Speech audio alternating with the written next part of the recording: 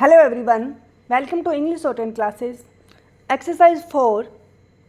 Get ready for the dictation. Start. After all, books can give only a part of the knowledge which is desirable for man to acquire.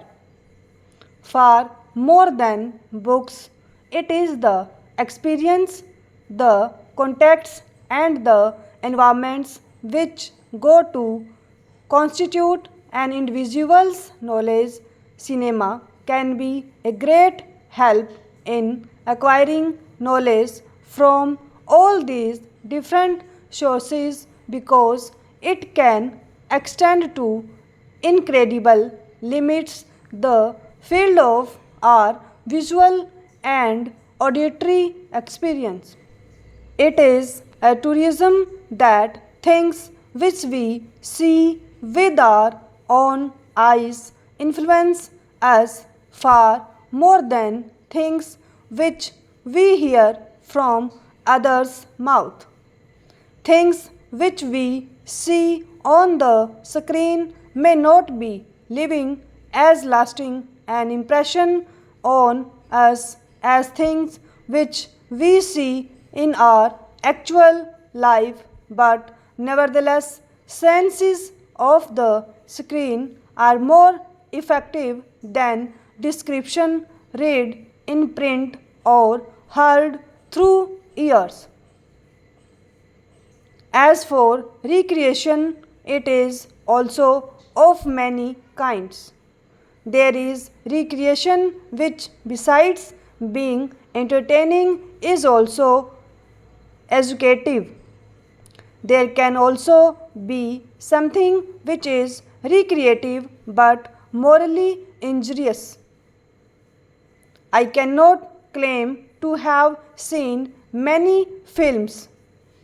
Actually, I have not had many occasions to see them, but I am told by many a friend that quite a number of our films belong to the latter category and that far from being a genuine source of recreation or education, they only stimulate sensuousness. Much films have a particular bad effect on younger minds. Maybe that such films are more popular than others. It is also possible that such films may be more paying. It might be said by some that films are produced on a commercial basis and therefore the producers have to produce only what is in demand.